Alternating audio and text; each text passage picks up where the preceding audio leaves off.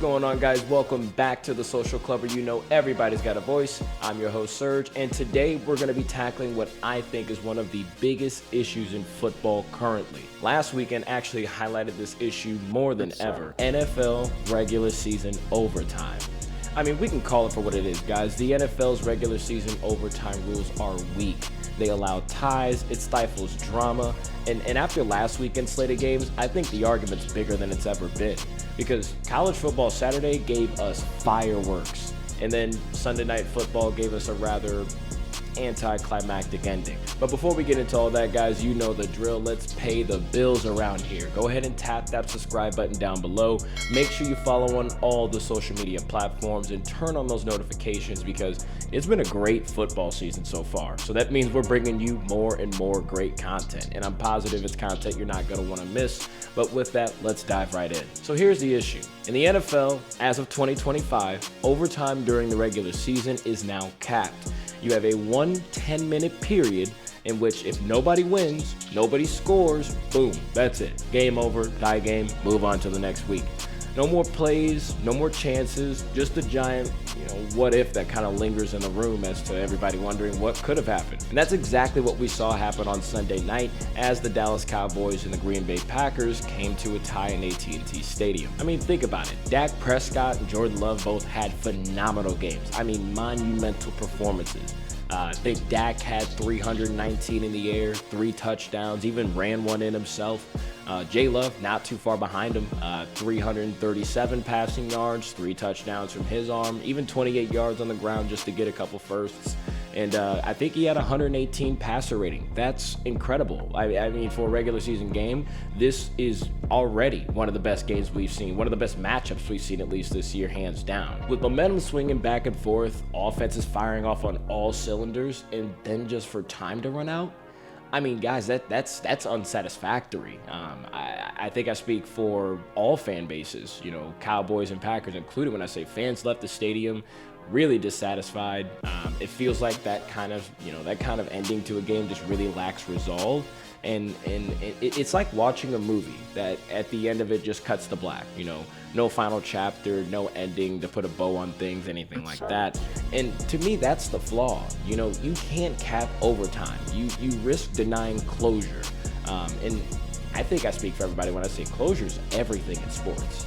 Coaches, players, fans, they all want a decision. And with that kind of an ending, we just get put with the big what if in the room.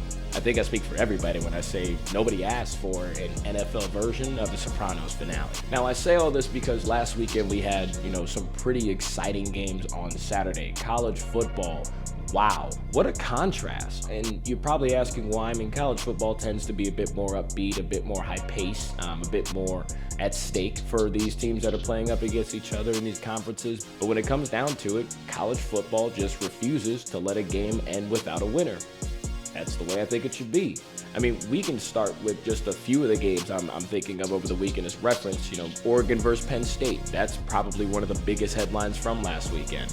And how we get here. Oregon blows a 14-point lead late in the fourth quarter, just for Penn State to tie it up, execute in overtime. They come back with a Katron Allen 4-yard touchdown run, and Oregon responds with a 2-yard shovel pass from Dante Moore to Jamar Johnson to tie it up again. And here we dive into the second overtime. Oregon's far from finished. Dante Moore drops a 25-yard touchdown to Gary Bryant Jr. just to put the numbers on the board. And that creates the gap. But that's not the end of it, though. The real dagger was when Penn State's offense came back on the field. Oregon's Dylan Thieneman catches an interception to seal the victory. Now listen, the swings, the drama, the comeback, none of that exists in a world where there's not more than one overtime, or if overtime is capped by a time limit. And I think I speak for everybody that was tuned in on Saturday night that was an incredible game to watch. I stopped what I was doing at the bar to tap back into that game because it went so far into overtime. Same with Virginia and Florida State. That was a double overtime upset. Now in the first overtime, both teams exchanged field goals. The good old let's see who's going to crack first approach, right? Then we dive into the second overtime, where Virginia quarterback Chandler Morris runs in a 4-yard touchdown run to set the tone, but it doesn't stop there. Chandler Morris then throws a pass to Trell Harris for the 2-point conversion to ice it. what a dagger to put into the game. And these things happen in college football. We love to see the drama. Now on FSU's attempt to respond, Tommy Castellanos tries to make something happen, but ultimately on his last pass, he gets intercepted, boom, game over, done. And you got a winner in Virginia. That finish wouldn't exist in the current NFL overtime structure. FSU might have walked away with a field goal or maybe even a forced sudden death, but there's no guarantee of a clear resolution. Now, that's the benefit of college football. Out there, that's a war of attrition. And in the end, the fans get closure. That's what we all want. Now, here's the thing. College football, as some of you or most of you that know ball would probably agree, just gets it right.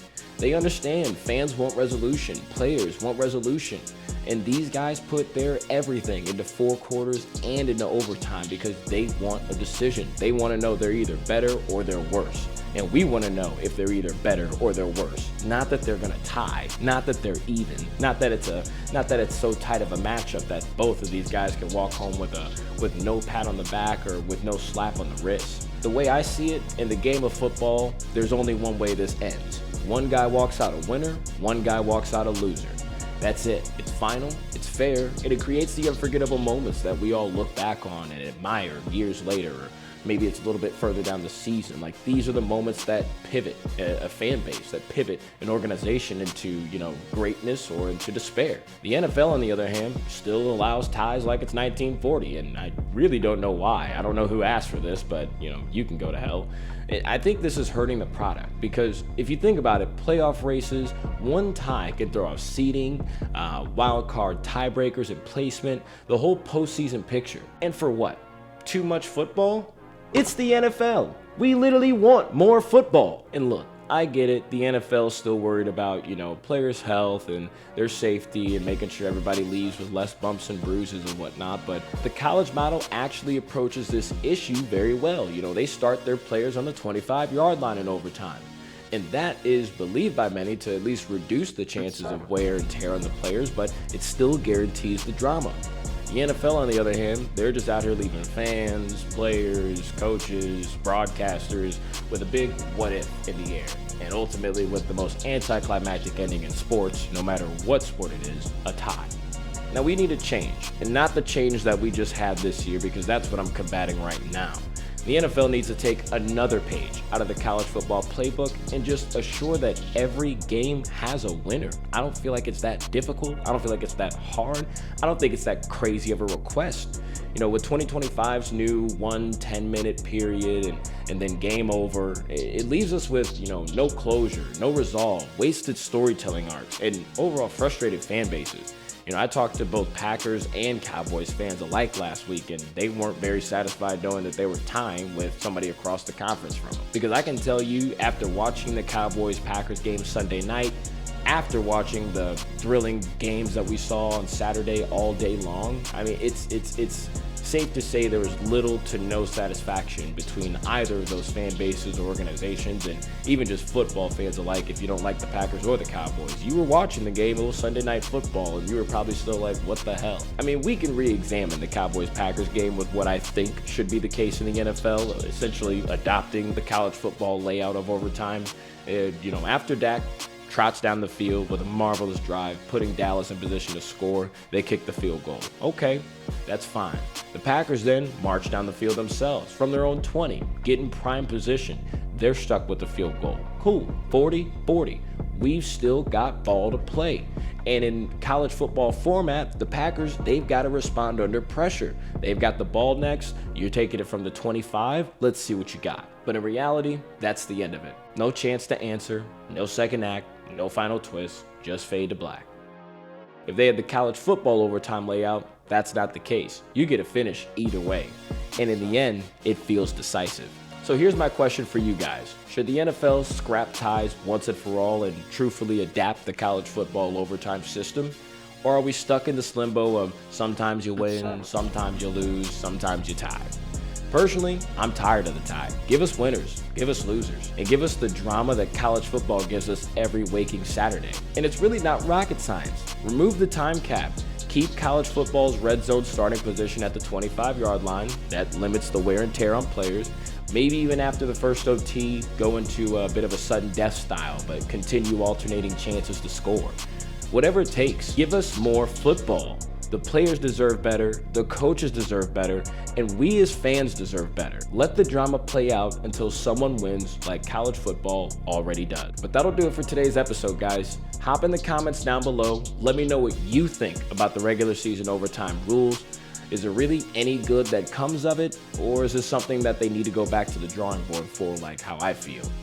After you've posted your thoughts though, make sure you like, make sure you subscribe, and make sure you follow the channel, because if you didn't know already, we've got more and more content coming your way. Hope you guys kick off your week strong, and until next time.